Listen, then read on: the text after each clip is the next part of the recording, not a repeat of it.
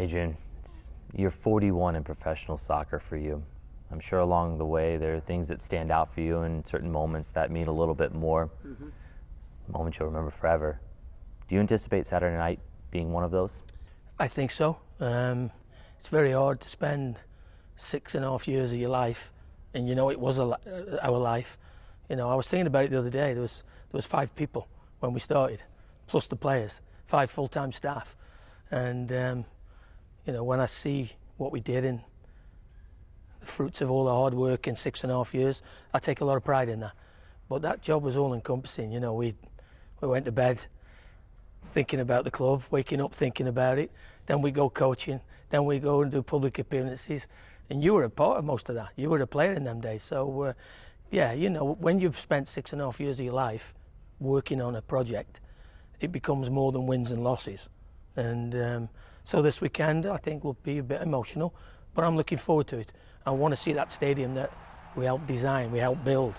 I'd like to see it full, and it would be a good day for me to say goodbye to a lot of people I got really close to and never really had the chance to say goodbye to. So it's going to be a big day. When you look back at your time now, it's been removed for about 18 months from Orlando City. What are your emotions about Orlando City now? I look back with great satisfaction of what we achieved. You know, I remember going to one of the main journalists in Orlando, Pat, saying to me and Phil Rawlings on the day we announced that we were moving there, "I wish you luck, fellas, but you've got no chance here in building a football club in this city." And we always reminded him, like 3.5 years on, there was 62,000 there on the opening day. So we built something that, you know, has lasted. So that will be great to see. I still think the ending could have been better, and I've been fired before. I'll be fired in the future, so that doesn't worry me. But I thought that the 6.5 years that I did warranted a better exit than I got, and that's only been my disappointment in the 6.5 years I was there. I felt what I'd put into the club deserved a better ending. You know, people can say what they want and say that they did it because they thought it was best, but it wasn't the best, and that's something I'll never forget. But I had incredibly great memories. I love so many people in that city, and always will. And what happened at the end will never take away the previous 6.5 years, which were a fantastic journey. You talk about making that jump from USL to MLS with Orlando City. Here with Minnesota United, you joined on as they made the jump from NASL to MLS. What are the similarities between the two clubs as you first embark on Major League Soccer?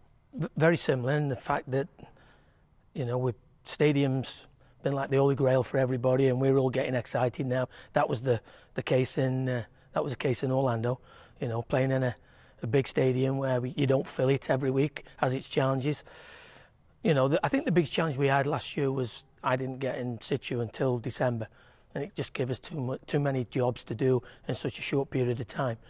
For us to finish the way we did with 10 wins was, you know, I think great testimony to everybody connected with the club, players, coaching staff, front office. But we have to build on that, you know, and that's got to be the message this year. You know, we know we need reinforcements. We need to bring players in. We're actively trying.